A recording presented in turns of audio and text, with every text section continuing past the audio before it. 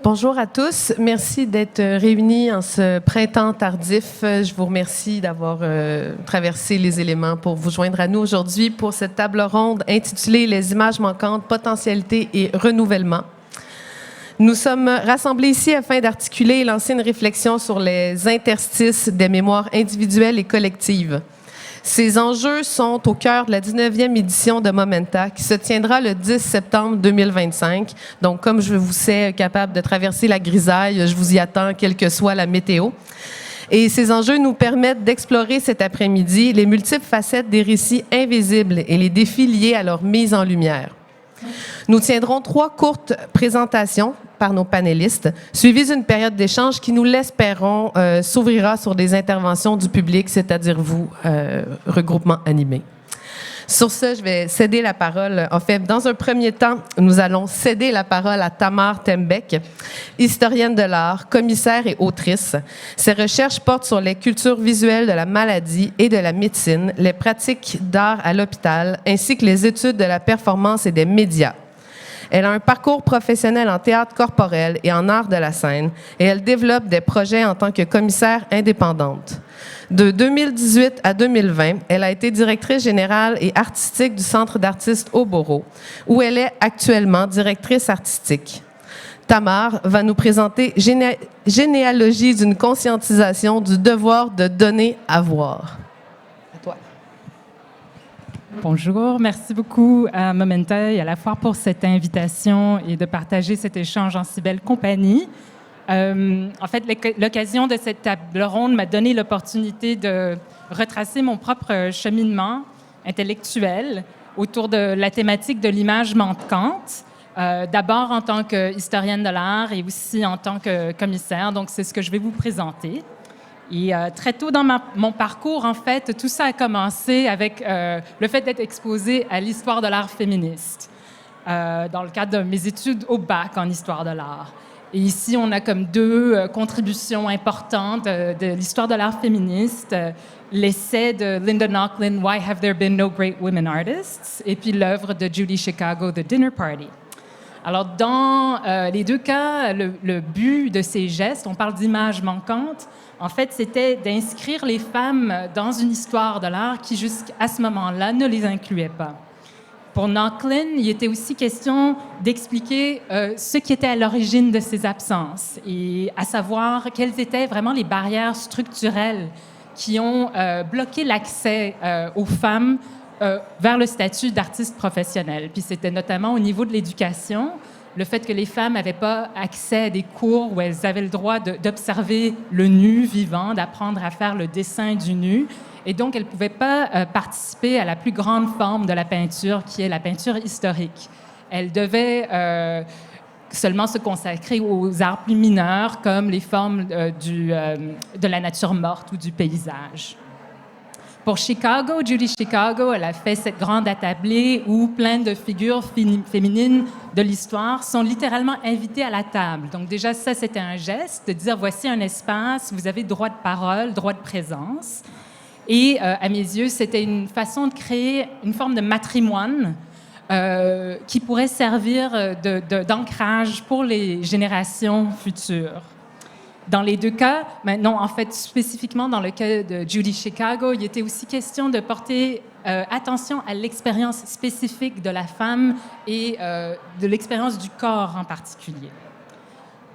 Alors, tout comme la 2e vague du féminisme des années 70 a été critiquée, cette première vague de l'histoire de l'art féministe a été critiquée par les images qui étaient manquantes là-bas aussi, par les voix, les expériences qui avaient été occultées, à savoir d'autres formes d'oppression qui sont vécues par les femmes, que ce soit en raison de la classe sociale, de l'expérience de la race ou de l'ethnicité, de l'état de capacité ou de santé, etc. Mais malgré tout, je pense que cette idée de créer des récits alternatifs, de donner une visibilité aussi aux histoires qui ont été occultées, de carrément réécrire l'histoire de l'art sur la base de ces nouvelles informations est quand même un apport important de ces 2 figures pionnières. Alors moi-même, en tant qu'historienne et aussi par moments en tant que performeuse, je me suis intéressée aux manières dont les artistes femmes vont s'inscrire dans une certaine lignée, dans une tradition à matrimoine, si on veut, que ce soit par le biais de la répétition de certains types d'images, de leur détournement, ou même par la pratique de la reperformance. Et j'ai été, entre autres, marquée par la pratique, voici un exemple donc d'une des assiettes du dinner party de Judy Chicago. Mais là, j'ai été marquée, entre autres, par l'artiste américaine Renee Cox, qui, ici, s'invite, là aussi, littéralement à la table, une table qui nous est bien familière, celle de la scène.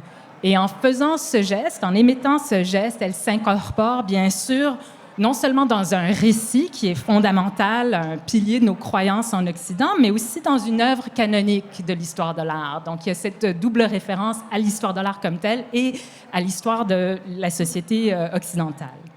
Et elle va en faire de même avec l'Olympia de Manet, une œuvre qui m'a toujours plu, avec une lecture féministe, mais là, elle va se mettre aussi au centre du tableau.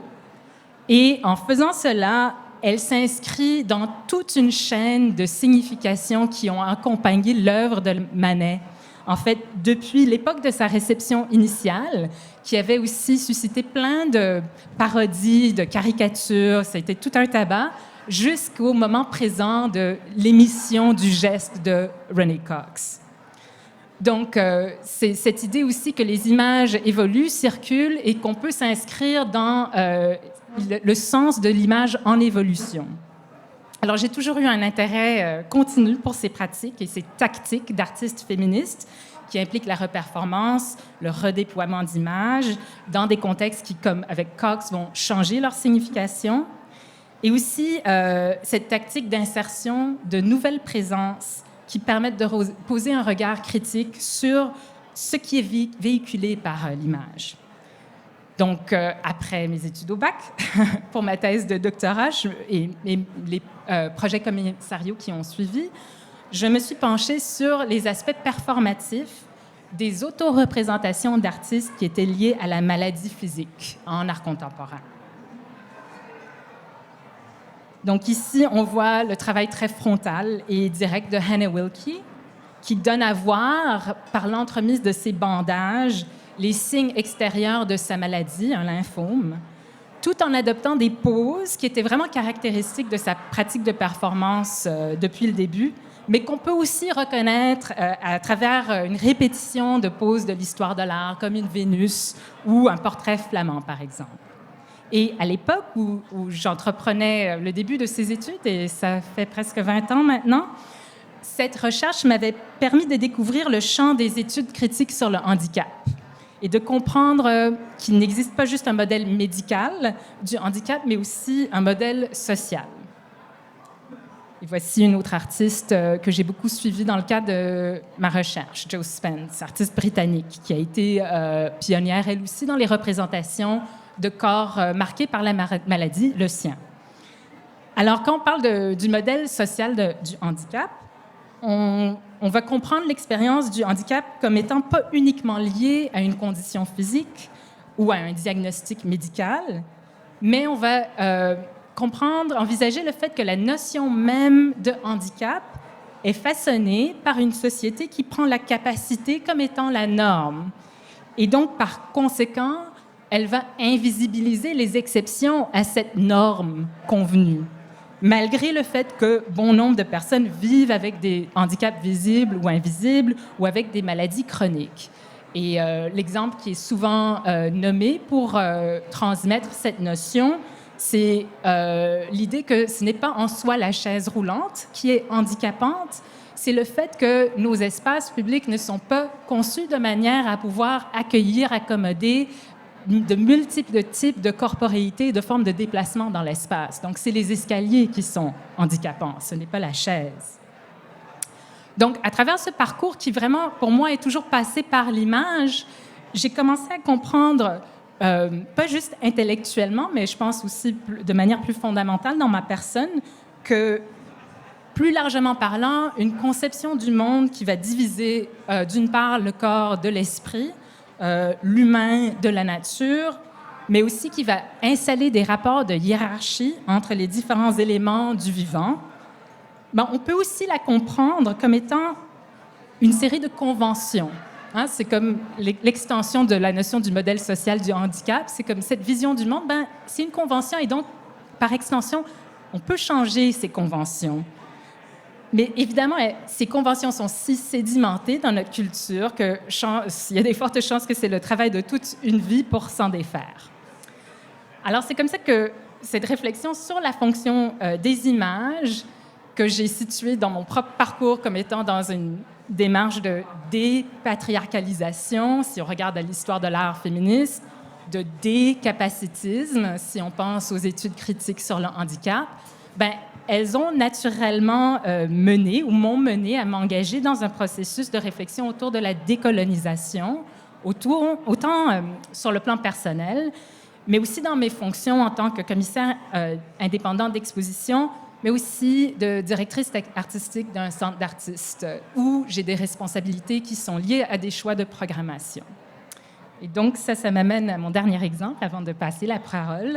C'est des collaborations avec l'artiste Eddie Fermin, québécois d'origine guadeloupéenne, avec qui je travaille sur ce projet d'exposition Laon, qui a été présenté en 2023 à Oboro et puis en 2024 à Armure, et qui est un projet en constante évolution. Ici, j'ai choisi cette pose pour commencer parce que, pour moi, les stratégies qu'emprunte Eddie, qui se représente lui-même ici dans cette image, me rappellent beaucoup les stratégies des artistes féministes aussi, qui s'insèrent dans l'image. Donc, ici, Eddie, il cite un type d'image publicitaire qui circulait dans les Antilles et où il se place à l'intérieur, au centre de l'image, avec un regard très franc, très direct à la caméra. Il reprend, donc il fait une espèce de reperformance de ce qui était véhiculé dans cette image, mais il la réapproprie pour en subvertir le sens original. Donc, encore une fois, cette idée que les images circulent, elles sont réappropriées, et ce faisant, on cite le sens original, mais on agit pour en créer un nouveau sens. Dans l'exposition Laon, il y a une installation assez importante qui s'appelle Tenir Salon, qui est vraiment la reproduction des salons mondains du 17e siècle, où on pouvait refaire le monde, mais assis très confortablement dans son salon bourgeois. Sauf qu'ici, en fait, on est assis sur l'image de l'ancêtre de l'artiste, qui était esclave. Elle s'appelait Virginie Carillon, et on ne le voit pas très bien, mais elle est représentée sur le dos des chaises et elle nous donne le doigt d'honneur. Donc, ici, on est invité à consommer du café, c'est l'artiste qui nous le sert, café avec du sucre ou du chocolat, c'est tous des produits de la traite triangulaire. Et on est invité à parcourir des livres dans la bibliothèque qui traitent de culture visuelle, qui vont traiter de racisme, de colonialisme. Et on est invité à s'engager dans une conversation entre les membres du public, avec l'artiste, etc. Donc, tout ce que j'aime dans le travail d'Eddie, c'est une invitation au dialogue.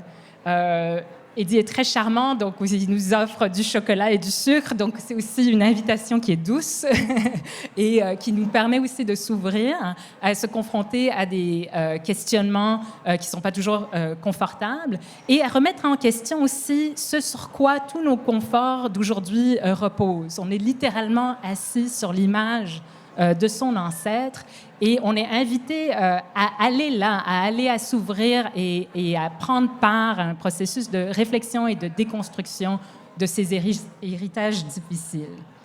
Donc, à mon avis, et je vais conclure avec ça, le fait de donner à voir des images manquantes de l'histoire sont pour moi vraiment l'une des fonctions vitales de l'art dans une société démocratique. Car, en effet, si l'image a un pouvoir, c'est bien celui d'imager, mais aussi d'imaginer un ailleurs, une autre série de possibles. Alors, le fait de nous donner à voir d'autres histoires peut aussi nous amener à envisager des futurs alternatifs Et c'est cet espace du possible qui, à mes yeux, est vital pour pouvoir envisager et éventuellement, on le souhaite, incarner des formes plus équitables du vivre ensemble. Merci, Tamar. On va céder la parole à Michaëlle Sergil, artiste et commissaire indépendante. Elle travaille à partir d'archives de la période postcoloniale de 1950 à aujourd'hui. Son travail artistique a pour vocation de comprendre et de réécrire par l'intermédiaire du tissage l'histoire des communautés noires, plus précisément celle des femmes afrodescendantes, traditionnellement associées à Je vais recommencer ça, c'est très laid. Traditionnellement associé à l'artisanat et au féminin, virgule, le médium du tissage lui permet d'interroger les rapports de domination liés au genre et à l'appartenance ethnique.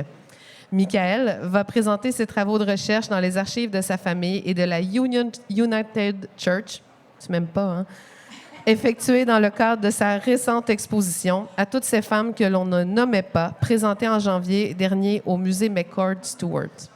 Merci à toi. Merci. Et non, ça ne me dérange vraiment pas quand même. Merci tout le monde d'être ici. Je vais commencer avec cette image.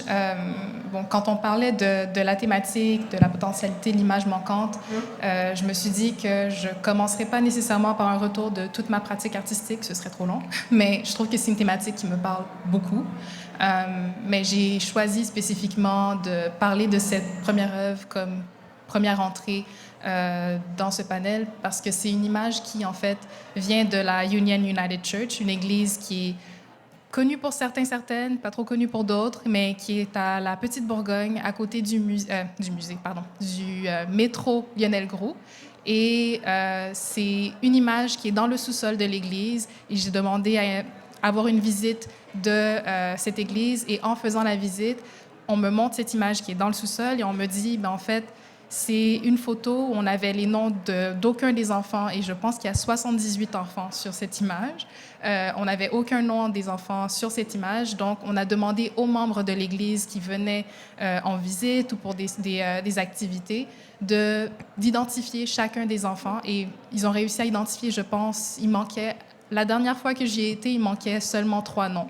Donc, pour vous dire le potentiel qu'a la communauté, les communautés dans la reconnaissance des noms, dans les trouvailles, dans les archives, je trouvais que c'était tellement fort comme travail. Puis, c'est un travail qui a été entrepris aussi par plusieurs membres de l'Église. Et pour moi, c'est un travail colossal. Je trouve que c'est le travail d'un historien, c'est le travail d'un commissaire, c'est un travail qui est quand même assez sous-estimé parce que de trouver toutes les failles dans l'histoire par nos communautés, c'est quelque chose d'excessivement fort. Et j'ai voulu le représenter dans une exposition qui était mon exposition de fin de maîtrise.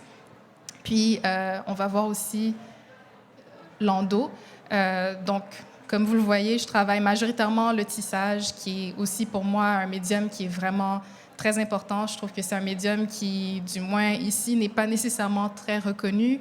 On le voit de plus en plus maintenant, mais ça a été très associé à tout ce qui était artisanat ou féminin, comme Dominique l'a mentionné. Et je trouve que c'est un médium qui, tout autant que les sujets que j'aborde qui sont mis en marge, c'est un médium qui lui-même est mis en marge. Donc, j'ai tendance à le pousser, à faire toutes les choses que je peux pour que ce soit mis de l'avant. Puis là, c'en est un bel exemple. Puis bon, pour les archives familiales, j'ai voulu en parler parce que vous allez comprendre un peu plus la suite des images qui vont être montrées. Donc ça, c'est ma famille, c'est mes oncles, mes tantes, ma mère. Et c'est une série que j'appelle Ombre Portrait. Donc l'idée, c'est de reprendre des portraits de famille et de créer des silhouettes noires. Et c'est pas dans l'idée d'effacer ma famille nécessairement, mais j'utilise les silhouettes noires un peu plus comme possibilité. Je le dis en blague, mais toute ma famille le sait. Pour moi, c'est mes archives vivantes. Quand je leur pose des questions, ils me racontent plein de choses. Des fois, ils sont en train de cuisiner, en train de chanter en même temps. Puis je leur dis, mais qu'est-ce que vous chantez? C'est quoi comme musique? Puis ils me racontent des choses. Donc, à chaque fois que j'ai des conversations très sereines, vraiment sans aucun objectif avec ma famille, c'est comme si ça devenait une nouvelle pièce, une nouvelle œuvre, une nouvelle direction dans ma pratique artistique. Donc, pour moi, d'avoir ces silhouettes, c'est une façon de dire aussi qu'un individu, ou du moins ma famille dans ce cas-ci, c'est des personnes qui sont un peu comme des puits sans fond, des choses à constamment excaver. Puis vraiment, quand on voit les tissages en personne, on dirait vraiment des creux, des crevasses, des trous, des choses qui sont comme très, très, très profonds.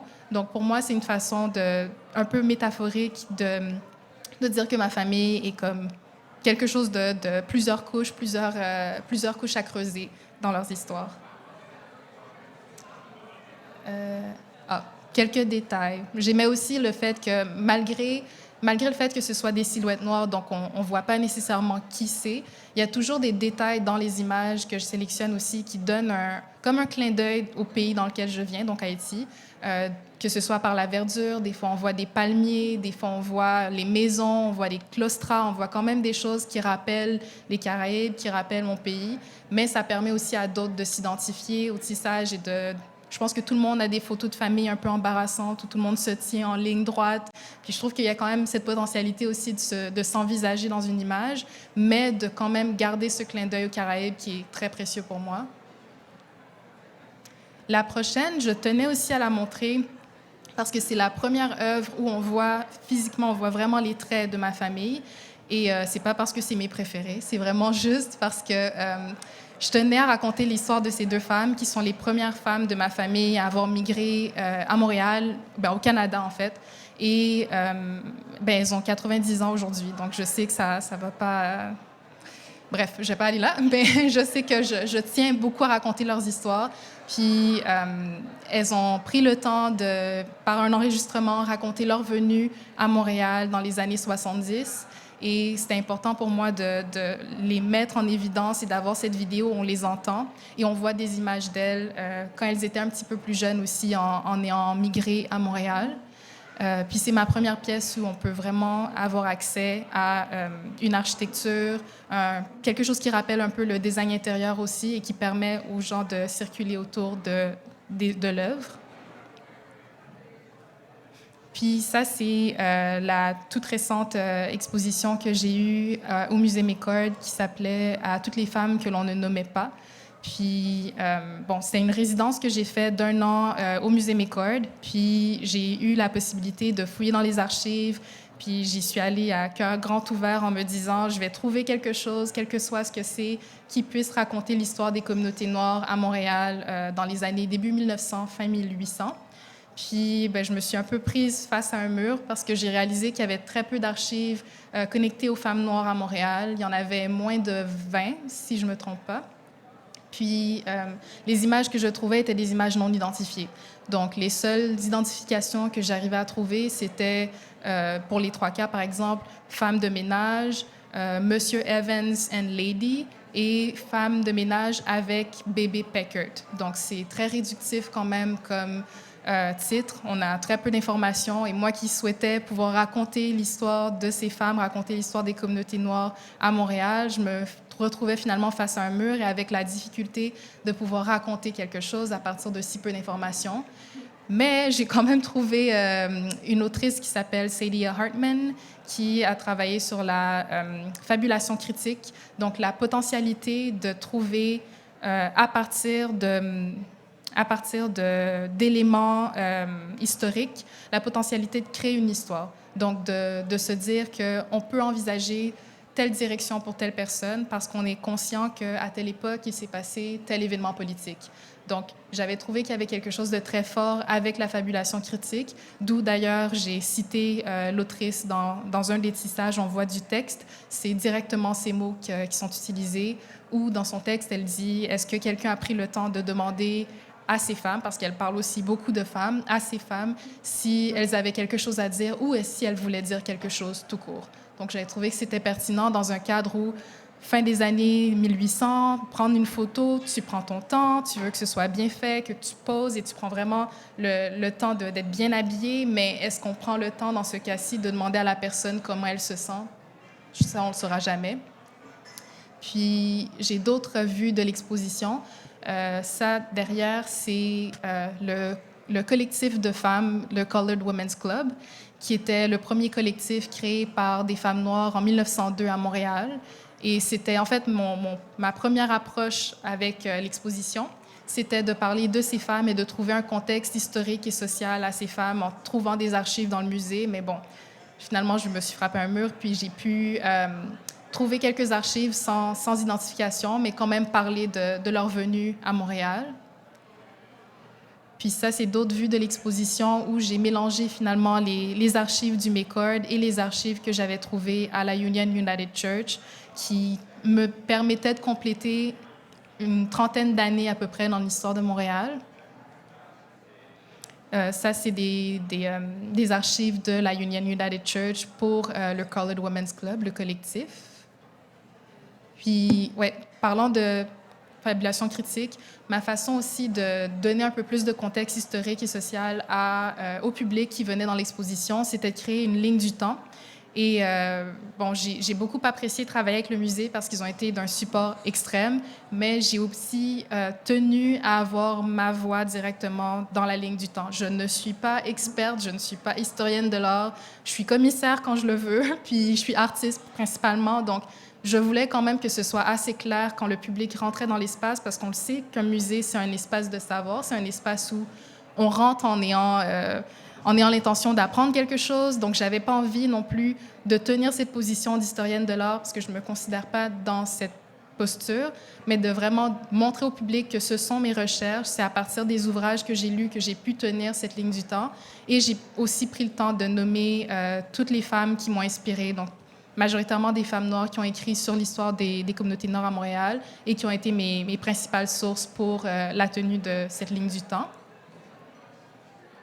Puis, en dernier lieu, c'était une installation vidéo où je me suis insérée dans une vidéo en tant que silhouette noire moi-même. Puis, c'était une façon pour moi aussi d'imaginer ce qu'avait été le vécu de ces femmes. Donc, bon, la vidéo ne s'est pas passée exactement comme je le souhaitais parce que c'était ma première expérience avec du 16 mm, mais on me voit rentrer et sortir de l'écran. Puis c'était ma façon de moi-même prendre position en tant que femme noire, mais femme noire qui essaie de reprendre aussi leur vécu à elles. Puis la dernière image, c'est ma tête. C'est tout. Merci. Merci, Michaëlle.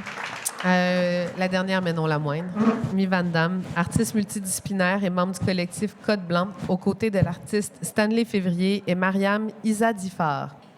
Sa pratique artistique porte sur la transmission des traumatismes intergénérationnels et leurs multiples impacts physiques et psychologiques.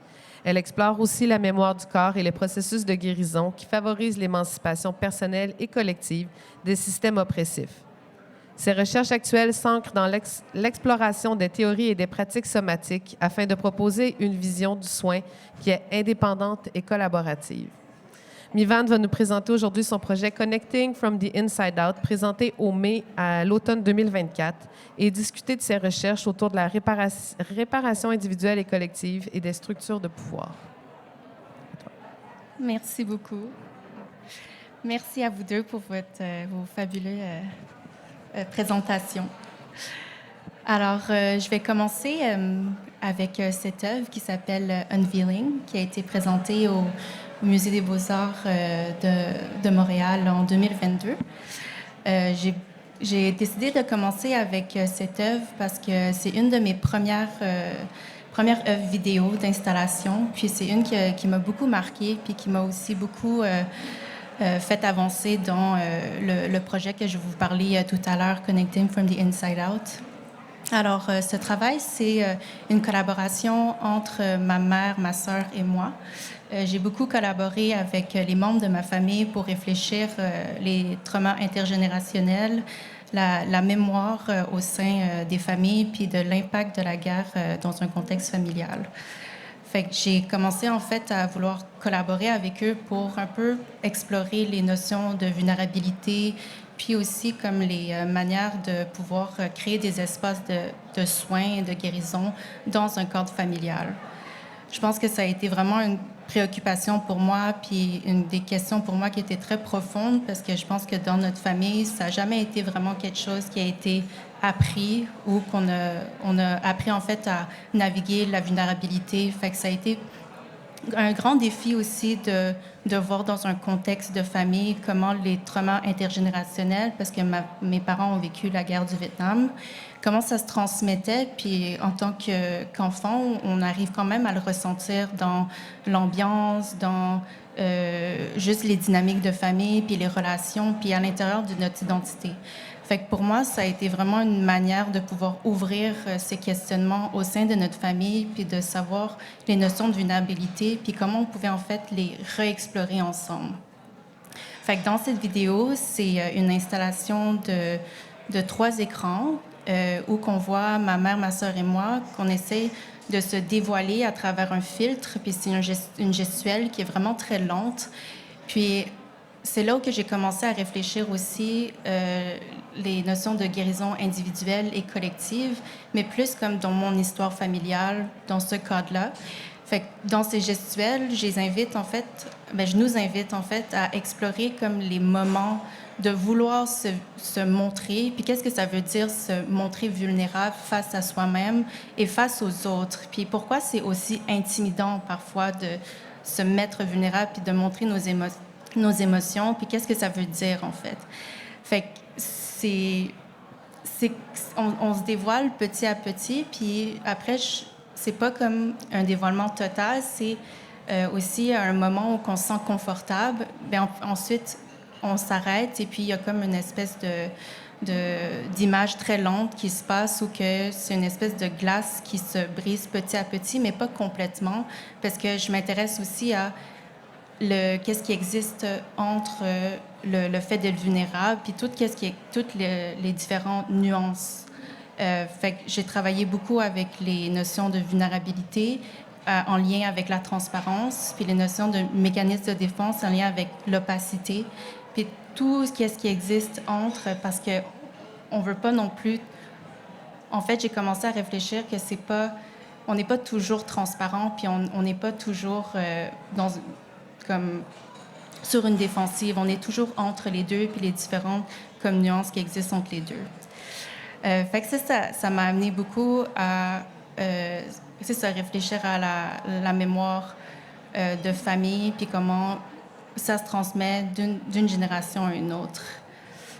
Fait que je pense que l'aspect collaboratif aussi dans mon travail est très présent. Je pense que ça a été très naturel pour moi de collaborer avec ma mère et ma sœur parce que je sais pas, on dirait que je voulais offrir cet espace pour elles en lien avec les questionnements que j'avais pour moi-même. Puis ça a été vraiment organique et naturel pour nous de le faire dans un cadre artistique parce que je pense que au-delà de ce cadre-là, ça n'aurait pas nécessairement eu lieu. Je pense qu'on a aussi un lien de confiance qui se crée beaucoup autour de ce cadre-là, mais je pense...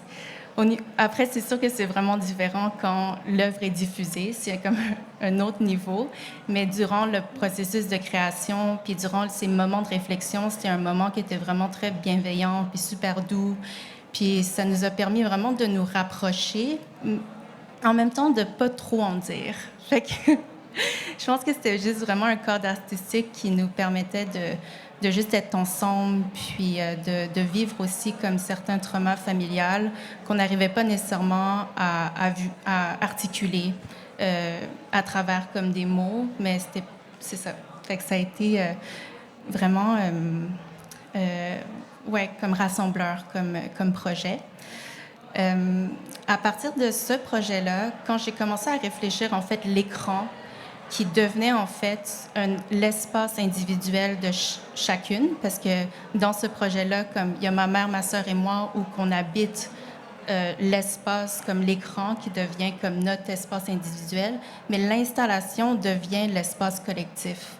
Fait que c'est là où que j'ai commencé à réfléchir ces deux liens d'interdépendance qu'on pense à la guérison individuelle et collective.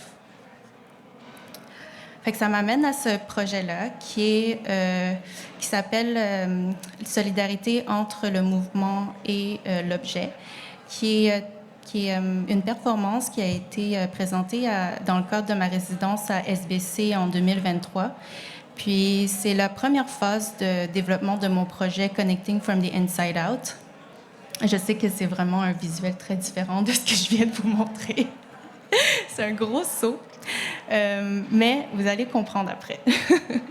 En fait, c'est la première phase de développement de ma grande installation vidéo qui s'appelle Connecting from the Inside Out. Puis la résidence m'a permis de créer les objets de solidarité. Fait que pour moi, ça a été vraiment difficile d'aligner tous les différents médiums que je travaille. Parce que je suis une artiste multidisciplinaire qui fait de la sculpture, qui fait de la vidéo, de la photo, comme du dessin, de la performance. Puis ça a été vraiment comme une grande recherche de longtemps pour me permettre de pouvoir aligner comme tous ces différents médiums. Puis quand j'ai commencé à réfléchir les objets de solidarité, j'ai voulu commencer à réfléchir en fait à l'impact des traumas collectifs sur l'individu, mais aussi sur comme l'espace de pouvoir comme créer des espaces de solidarité. Je sais pas si ça fait du sens. Est-ce que... OK, parfait. Fait que les objets de solidarité, j'ai commencé à réfléchir en fait à de quelle manière on peut créer ces espaces de soins et de collaboration par l'objet. Fait que cette résidence m'a beaucoup donné cet espace de recherche pour créer ces objets, mais aussi pour m'inspirer de différents artistes qui ont commencé à faire des objets de performance. Puis c'est comme Sagan Negoudi qui a fait beaucoup qui a mélangé installation et mouvement. Lydia Clark avec son projet objet relationnel qui a pris l'objet pour être un moteur en fait de rassemblement. Et fait à partir de ces inspirations, j'ai commencé à vouloir en fait prendre l'objet comme des manières de pouvoir être ensemble, puis des manières de pouvoir supporter les corps. Fait que ça... Voilà, je pensais à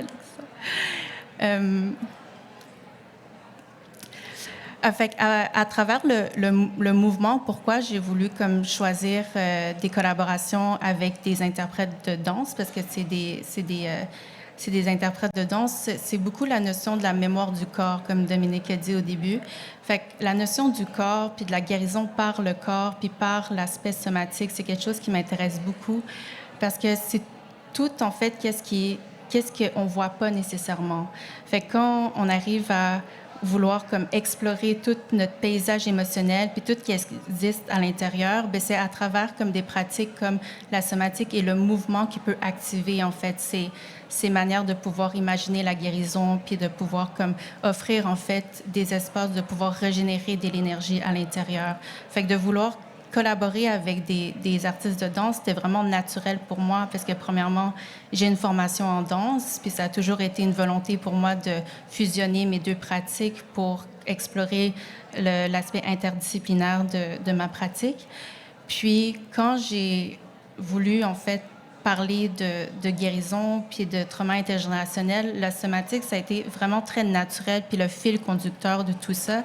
Puis être avec des danseuses, c'était tellement naturel parce que non seulement j'ai un intérêt très fort pour ça, mais c'est aussi des personnes qui ont une conscience corporelle très, très forte. C'est des personnes qui arrivent à se connecter à eux-mêmes d'une manière très... c'est comme un peu naturellement pour elles, elles arrivent à activer ça à l'intérieur. Fait que ça a été très comme... C'est ça, cohérent pour moi de le faire. Fait que par le mouvement, puis par la pratique d'être ensemble, ça a été vraiment une chose naturelle de faire. Fait qu'à partir de cette résidence, après, ça a été le premier développement de recherche, puis que j'ai fait les premières activations de mes objets de solidarité. Puis, ça m'a amené ensuite à mon installation vidéo. Fait que c'est la première recherche dans la résidence. On a quand même commencé à explorer en fait les liens entre la mémoire du corps, l'objet qui peut être aussi un outil pour supporter puis pour comme rassembler les corps, mais aussi j'ai commencé à pousser de plus en plus l'aspect de l'écran comme un moyen d'espace individuel et collectif par l'installation. Fait que peu après la résidence, on a commencé à faire des workshops qui étaient encadrés par Behance Hope, qui a une pratique somatique qui approfondit beaucoup les notions de voix, de respiration et de mouvement pour permettre de pouvoir activer en fait des espaces de soins pour les personnes des corps marginalisés. Fait que dans ma recherche aussi, il y a beaucoup cette notion de système de pouvoir. Excuse-moi, je saute c'est ça, des notions des traumas collectifs, puis à travers comme ces traumas, comment ça s'habite dans le corps. Et je m'intéresse beaucoup à l'intersection entre les femmes de couleur qui ont ça à l'intérieur d'elles. Fait que par la somatique, ça a été vraiment un moment de rassemblement aussi autour de cette pratique pour comprendre pourquoi on est là, puis qu'est-ce que ça veut dire d'être ensemble, puis qu'est-ce que ça veut dire d'être solidaire autour de ces enjeux, même si on a des vécus et des expériences et des histoires qui sont très différents, mais il y a des mots partagés qui sont portés par des systèmes de pouvoir. Fait qu'à travers ça, les workshops, on a beaucoup travaillé ça pour préparer à le tournage. Fait que ça a été aussi vraiment un aspect comme technique, on va dire, le tournage, parce que je voulais avoir un espace d'expérimentation autour de la pratique somatique, mais en même temps d'avoir un rendu vidéo qui permettait d'avoir des aspects techniques très pointus, on va dire. Parce qu'on voit ici qu'il y a quatre écrans où qu'au début, c'est des solos. Fait que je voulais mettre l'emphase sur l'espace individuel de guérison. Puis ensuite, le plus que le film avance, le plus que les interprètes traversent d'un écran à l'autre, puis elles se rejoignent. Fait que c'est 4 espaces qu'en réalité vivent seulement dans un espace. Fait que c'était quand même assez technique de faire tout ça, mais c'est à travers l'improvisation guidée puis des cadrages qui m'ont permis de vraiment réaliser de trouver l'équilibre entre l'improvisation et l'encadrement d'aspects techniques. Voilà. Ça, c'est une image quand elles sont ensemble. Fait qu'on voit au début Puis on voit qu'en fait, durant la vidéo, elle marche vraiment d'un écran à l'autre. Fait qu'il y a vraiment toujours la présence de chaque interprète dans l'image. Ça, c'est une vue d'installation de mon exposition au MAI. Un stills.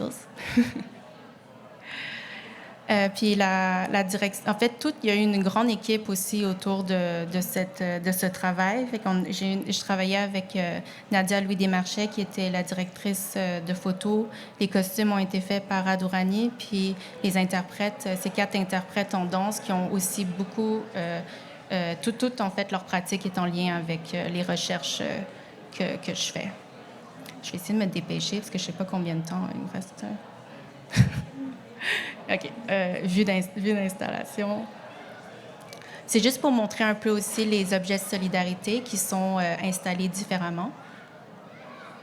Et ça, c'est, pour finir, mes dessins. Fait que les dessins aussi, c'est une manière de pouvoir, en fait, activer comme d'autres espaces de paysages émotionnels. Fait que c'est des dessins abstraits que j'utilise beaucoup, en fait, pour comme essayer de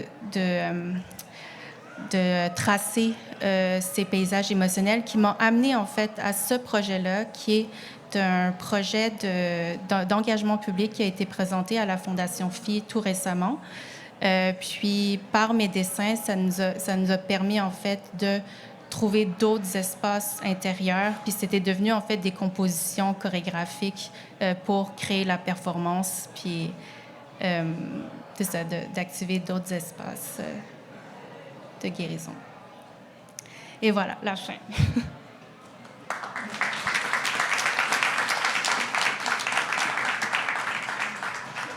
Merci à vous 3 pour vos présentations généreuses et tout ça. On ouvrirait la période de questions à l'ensemble du public. Et pour vous donner le temps de rassembler vos esprits, vos idées et de formuler une question qui vous touche personnellement, moi, j'avais une question plus générale à vous 3 à adresser. En fait, ce qui recoupe en fait vos 3 présentations. C'est vraiment cette espèce de recherche au confluent d'une approche très personnelle orientée sur l'universel. Donc, on navigue toujours, que ce soit par la recherche, l'archive, la dimension historique, que ce soit justement la mémoire personnelle, sensible. On navigue toujours entre un aspect très à la fois artistique et social. Et je serais curieuse de savoir comment vous percevez votre rôle dans ce processus-là, que ce soit de la création jusqu'à la monstration, que ce soit le commissariat ou votre œuvre finale. Je sais, c'était...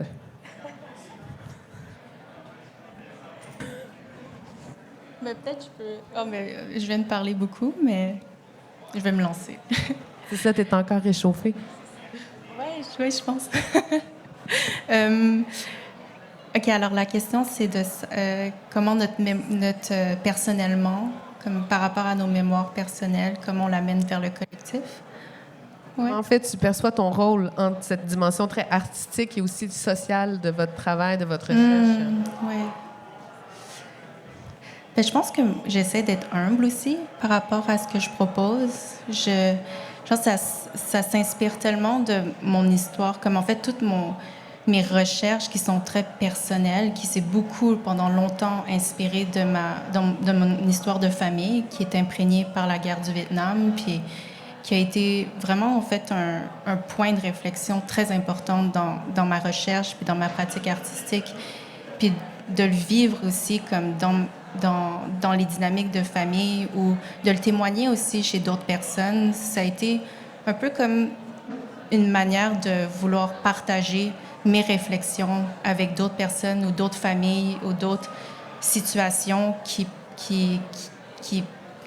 se préoccupaient de la même manière. Comme, je pense que pour moi, comme on parle souvent de care, de guérison, puis tout ça, puis c'est des grands termes, puis c'est vraiment abstrait au final parce que c'est tellement large, tu sais. Puis pour moi, ça a été vraiment un gros cheminement personnel de savoir, mais en fait, comment on fait? Je sais pas comment on fait, puis toute mon expérience qui a été portée à travers comme moi-même, comme de vouloir comme unpack, de vouloir comme, tu sais, comment on dit ça? On va dire du anglicisme, unpack, voilà. Pour moi-même, comme qu'est-ce que ça voulait dire, comme de porter ces mémoires qui sont traumatiques ou bien qui sont douloureuses, qui sont parfois héritées, puis parfois vécues aussi dans la vie de tous les jours. Mais j'ai trouvé une manière, à travers une thérapie qui s'appelle Somatic Experiencing, de me sentir mieux.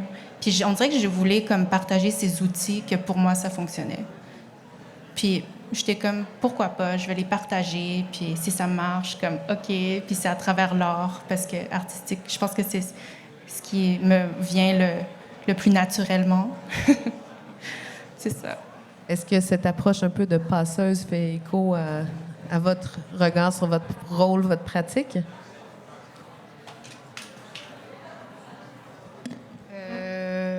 Je pense que oui. Mais c'est sûr que travailler avec des archives veut toujours dire qu'on a un aspect personnel parce qu'il y a l'intérêt premier de travailler avec, mais il y a aussi tout ce désir de comprendre le présent par le passé. Je pense qu'il y a beaucoup comme Ivan l'a dit, il y a beaucoup d'humilité aussi parce que c'est des histoires qui, oui, en partie m'appartiennent par ma famille, mais pour celles des communautés noires de Montréal, elles ne m'appartiennent pas nécessairement. J'ai immigré ici en 2002. J'essaie de comprendre c'était quoi le bagage à unpack, pour utiliser le mot de Ivan, à travailler ici. Puis, dès que je suis arrivée ici, ma première question a été quelle est l'histoire des communautés ici? Puis, j'avais pas grand-chose, en fait. Dans les bancs universitaires, université, j'ai un peu plus travaillé là-dessus, mais disons que tout ce qui était primaire, secondaire, c'est à peine si on en parle vraiment. Donc, ça a été assez évident que c'est devenu un champ de recherche pour moi.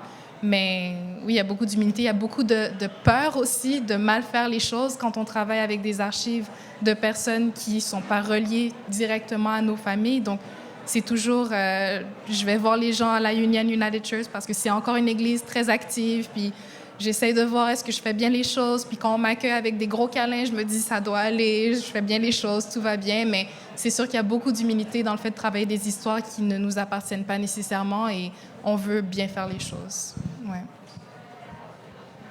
Ce que j'ai beaucoup apprécié de vos deux récits, de vos pratiques, c'est la façon, dans les deux cas, la pratique artistique vous permet d'explorer des choses, d'aller dans des zones que la vie ne vous aurait pas offert autrement, en fait. Que ce soit au niveau de regarder l'expérience de la famille, qui peut-être dans la vie normale de tous les jours, on n'aborderait pas, on n'irait pas là. Voir l'héritage des femmes noires à Montréal, la vie n'aurait pas présenté ces opportunités-là, mais aussi quand tu parlais des images des deux femmes dans ta famille qui ont été les premières à immigrer. Donc, que la pratique artistique soit un terrain, un terreau d'exploration. Et puis c'est là où peut-être je fais le lien avec moi, c'est comprendre notre rapport au monde, en fait. C'est que comprendre où on se situe, quelle est notre place dans ce monde et quel est notre rapport avec les autres personnes autour de nous. Je pense que ce qui unit nos trois façons d'aborder ces questions-là, c'est que ça passe par une pratique de l'image ou de l'art et que ça devient ce champ d'exploration qui... Moi aussi, je ne pense pas que je l'aurais trouvé ailleurs nécessairement. Ma porte d'entrée, c'était via l'histoire de l'art, par exemple, ou maintenant, ça devient la pratique commissariale. Mais ça crée des possibles pour lesquels, je pense, en tout cas, moi, je n'ai pas trouvé nécessairement d'autres lieux dans le monde que j'habite. Mais, ça m'amène une question à savoir, là, je vous vole la parole, mais je ne vous sens pas super... manifester quelque chose. Ah, on a une question. Je te la vole. Hors sujet. OK, bien moi, je vais rester sur le sujet. Je te le passe après, promis. Mais je fais une belle ouverture. Mais en fait, ce que tu ouvres là, c'est une question que je me suis posée, comme toute ta recherche partait sur vraiment les moments clés de l'histoire de l'art. Je me suis posé la question à savoir si on produisait encore des images canoniques à se réapproprier ou si l'histoire de l'art était rendue enfin pluriel à un point où on n'avait plus de canon à démonter. C'est tout ça, toi? Bien, je vais peut-être pas rentrer à fond dans ce sujet, mais je pense que les images circulent très différemment aujourd'hui. Et elles circulent pas nécessairement dans les musées, elles circulent dans nos médias. Et notre rapport à l'image a vraiment changé. Puis c'est pas pour rien que j'ai choisi des œuvres qui sont quand même de la fin du 20e siècle. Notre rapport à l'image est différent et donc je pense aussi qu'en tant qu'artiste, on doit travailler autrement avec l'image parce qu'on est conscient du moment où on est et de quelle manière on s'adresse au public aussi. Donc on pourrait ouvrir cette autre porte, mais... Je ne sais pas si c'est là où Geneviève allait. Est-ce qu'on avait un micro pour la salle ou je lui donne le mien? La marinière à l'avant. Merci. En fait, c'est une question de curiosité. Vos objets de soutien, comment vous les nommez? Solidarité. Les objets de solidarité. Comme on n'a pas eu accès aux vidéos, est-ce que c'est possible de nous donner plus d'indices sur le type d'usage qui était fait? Parce que c'est en image fixe, c'est extrêmement intriguant et en fait... oui, c'est ça. J'ai de la difficulté à voir quel type d'usage peut être fait... aussi avec la thérapie somatique, etc. Donc, c'est vraiment hors sujet, Dominique, tu vois? Oui, OK, wow, comment décrire sans l'image... C'est possible de bouger, hein? C'est déjà un défi de comme rester assis puis parler. Mais oui, OK, alors, je pense que comment j'ai invité les interprètes à manipuler les objets. Fait que je pense que le nom en dit déjà beaucoup, objet de solidarité. J'essayais en fait de créer de guider à travers des phrases qui pouvaient inspirer les interprètes à voir cet objet comme quelque chose qui rassemblait leur corps, puis aussi de les soutenir. Fait qu'on voit que les objets sont faits en bois. Fait que je voulais avoir quelque chose de solide où qu'on pouvait ressentir en fait le soutien des corps entre les interprètes, puis qu'ils se sentent en sécurité quand elles mettent, par exemple, un contrepoids, ou bien quand elles mettent leur poids, genre, directement dessus. Ça, c'est quelque chose aussi de vraiment important, que ce soit des objets qui sont activés par le mouvement, puis qui soient activés aussi par plusieurs personnes. C'est pas des objets qui sont activables seuls. Ben, en tout cas, moi, c'est dans mes règles, non, mais c'est quelque chose qui est vraiment... C'est fait pour être manipulé à 2 personnes au moins et plus. Fait comment elles ont été guidées, par exemple, comment l'objet peut inspirer des mouvements de soins, ou que l'objet est aussi, par exemple, une troisième personne qui vous soutient. Ça devient comme une troisième figure ou qui fait partie du groupe, en fait, avec les interprètes. Fait qu'on les voit, en fait, je sais pas moi, elles vont tenir l'espèce de cerceau par le nylon. Fait que c'est du nylon aussi, puis ça crée des espèces de lignes dans l'espace. Fait que ça crée aussi ils vont tirer le nylon, puis ensuite il va y avoir une autre personne qui va tirer par le deuxième nylon, puis l'autre va tenir le morceau de bois. Puis ensuite, c'est vraiment très fluide. Puis c'est tout... Parfois aussi, c'est de trouver un certain cadrage ou des guides qui vont aussi aider l'intention. Parce que je voulais en premier lieu que ça soit improvisé, mais l'improvisation sur une carte blanche, c'est vraiment... Parfois, tu es comme perdu. Fait qu'on a aussi comme trouvé des cues, puis des manières que ça fait du sens avec l'intention de savoir qu'est-ce que ça veut dire d'être solidaire ensemble. Puis parfois, c'est vraiment très abstrait, comme, on parle de solidarité tout le temps, mais ça veut dire quoi nécessairement? Il y a aussi comme toute cette difficulté aussi de naviguer ce terme-là. Fait qu'il y avait aussi beaucoup de tensions parfois qui se créaient, puis c'était vraiment juste des objets qui permettaient d'inspirer le mouvement et aussi l'intention artistique. Je ne sais pas si je l'ai bien décrit dans comment ça se passe, mais je peux t'envoyer le lien vidéo. Est-ce qu'on a une autre question dans la salle? Merci d'avoir présenté tout ça. C'est extraordinaire. Ma question porte sur... vous avez abordé les thématiques de manière très personnelle, mais il y a clairement un message ou une posture vis-à-vis de la société en général, que ce soit à travers l'histoire. Moi, je me demande, c'est quoi votre regard par rapport au travail que vous avez accompli sur la société actuelle? Donc, c'est quelque chose de temporel, mais c'est quoi le message pour le monde d'aujourd'hui dans lequel on vit? Quelle a été l'évolution que vous avez constatée? Merci.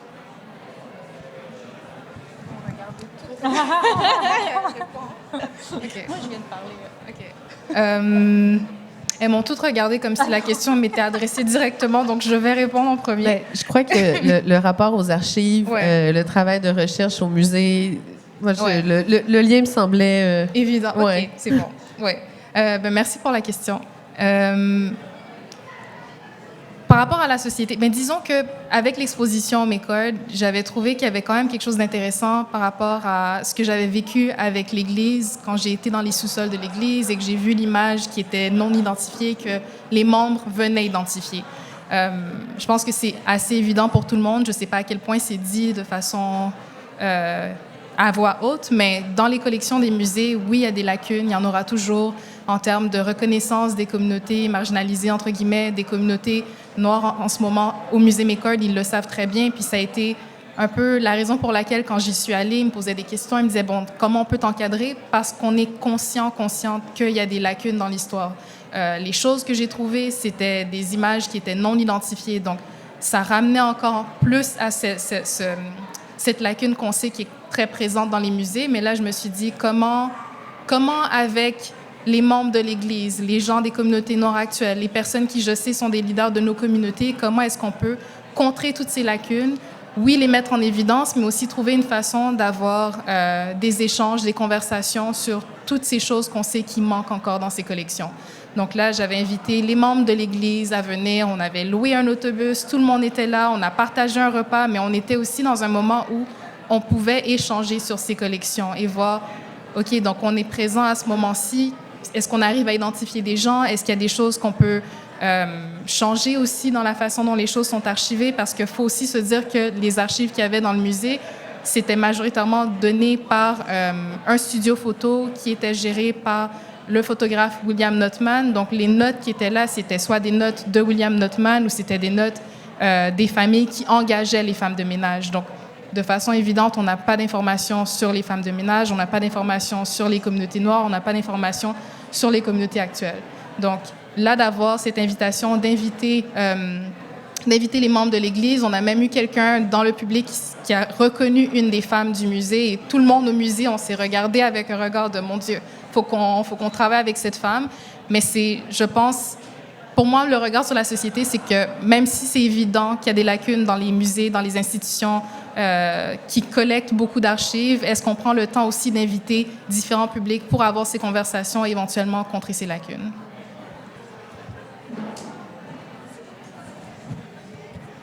Est-ce qu'on a le temps pour une dernière question, capitaine? Oui? Super. On a une question là. Merci beaucoup pour vos présentations. Elles étaient toutes les trois vraiment intéressantes. Moi, j'avais juste une question sur l'exploration un peu du travail et puis le travail que vous faites. Michel, je pense que dans ton atelier à la fonderie, c'est possible, il y a le métier d'art. Je ne sais pas si vous travaillez dessus, mais ça montre un peu comme le travail que vous faites à travers le tissage. Et vos recherches sont aussi comme un travail que vous faites. Et Mivan, avec ta performance, c'est vraiment un travail, genre, a labor put into it. Et je me demandais si vous pouviez, genre, explorer le processus de créer un peu, si ça a du sens, je sais pas. The labor of making, quelque chose.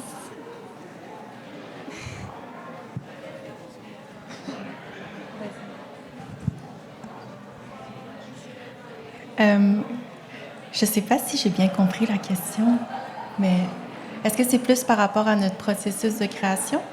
Ouais, mais plus genre la visibilité du travail, comme c'est pas standalone, c'est vraiment le processus qui est démontré à travers tout ce que vous montrez à travers soit le métier d'art ou bien à travers vraiment la performance, différents éléments qui viennent pour montrer le travail que tu as fait dedans. Ouais, mais je pense que dans mon... Mais c'est pas moi qui performe dans les performances que je présente. Je collabore beaucoup avec les mêmes interprètes depuis les 2 dernières années. Puis on a... Ce qui est vraiment génial de collaborer avec les mêmes personnes, c'est qu'on approfondit toujours la recherche. Au début, c'est vraiment comme en fait une exploration de qu'est-ce qu'on essaie de dire, puis après, il y a un langage qui se développe. Mais je pense qu'à travers les performances qu'on présente, puisque c'est de l'improvisation, il y a toujours un aspect de « c'est jamais pareil ». Puis on montre en fait le travail pur dans ce qu'on essaie de dire. Puis c'est toujours une version qui est toujours différente, puis puis parfois, on s'attache à une version, mais c'est une autre version qui est présentée. Et puis, c'est aussi tout le défi, puis l'imprévu qui peut être autour de présenter une performance qui n'est pas chorégraphiée. Puis je pense que pour moi, c'était super important de montrer, en fait, cet exercice qui est porté par les pratiques somatiques. Puis les pratiques somatiques, c'est vraiment une manière d'activer le corps pour avoir une conscience corporelle, genre intérieure, puis de comprendre, en fait, comme d'être complètement connecté à ce qu'on ressent, mais en même temps d'être très consciente de le mouvement qui peut être porté par ça ou par la voix. Fait que la voix aussi est une manière d'activer les différentes comme espaces intérieurs. Fait que je pense que toute cette exploration de la pratique de mouvement, de voix et de respiration qui est montrée en live, dans un cas d'une performance, c'est le processus en soi. Fait que je sais pas si j'ai bien répondu à ta question, mais c'est comme ça qu'on cadre un peu le travail, notre manière de fonctionner. Je pourrais peut-être répondre aussi. Du point de vue du travail d'une historienne de l'art, c'est sûr que le travail de recherche et de rédaction, c'est un travail très solitaire, mais par contraste, le travail de commissariat, c'est un travail qui est très dialogique. Et ce que j'ai remarqué, et je pense qu'il y a comme une cohérence entre l'évolution de mon cheminement, c'est que de plus en plus, ma pratique est collaborative aussi en tant que commissaire et que je vais beaucoup plus vers des pratiques justement partagées. Et donc, ça, c'est un changement aux méthodes de travail. Où il y a cet espace de partage qui fait partie du processus et qui fait partie aussi du processus d'apprentissage, de connaître, d'avoir d'autres perspectives sur le sujet dont on traite. Et je voulais peut-être aussi répondre à la question juste d'avant de monsieur, parce qu'il avait invité à une réflexion sur l'état des choses aujourd'hui, grande question. Mais je vais reprendre un peu la note sur laquelle j'ai terminé mon intervention, qui est que, en fait, si l'art a des fonctions vitales, c'est de nous permettre de se remettre en question et de se dire comment on peut faire mieux. Donc, ma réponse à votre question, ça serait, mais je vous en prie, continuez et faites-en plus et qu'il y ait plus d'espace pour ces pratiques-là. C'est vraiment important et je pense que ce moment historique nous rappelle qu'il ne faut pas prendre pour acquis qu'on a ces espaces. Donc, c'est important de continuer à les occuper.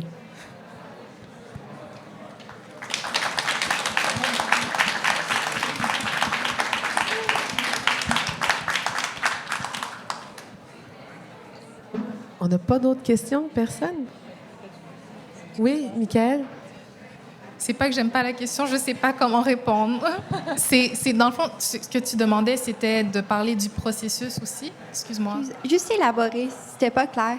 Le travail des femmes a été pas souvent montré.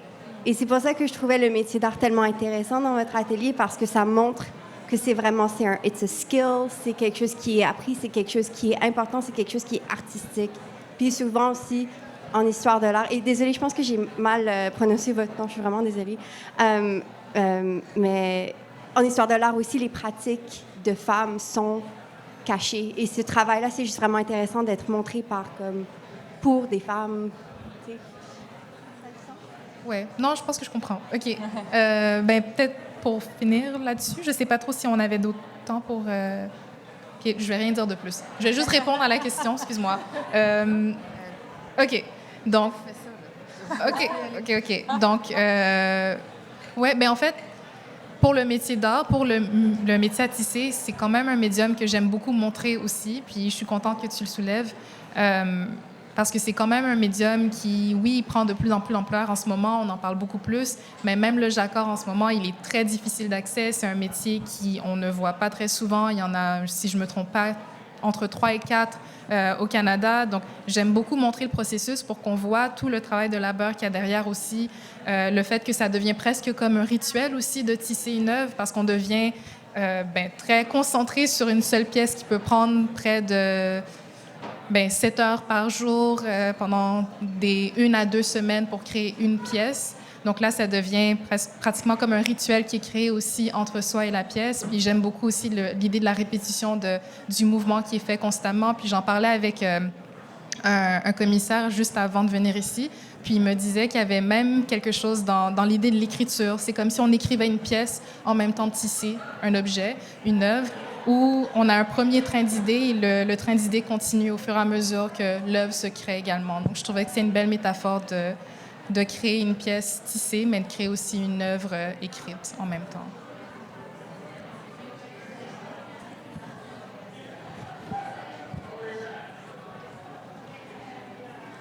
Dernière chance.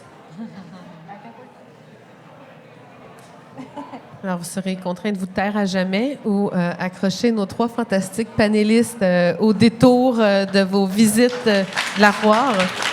Merci sincèrement à vous 3 de vous être montrés disponibles en ce samedi après-midi pour votre générosité, vos pratiques éloquentes. Tout ça, c'était un agréable moment en votre compagnie. Merci beaucoup. Merci.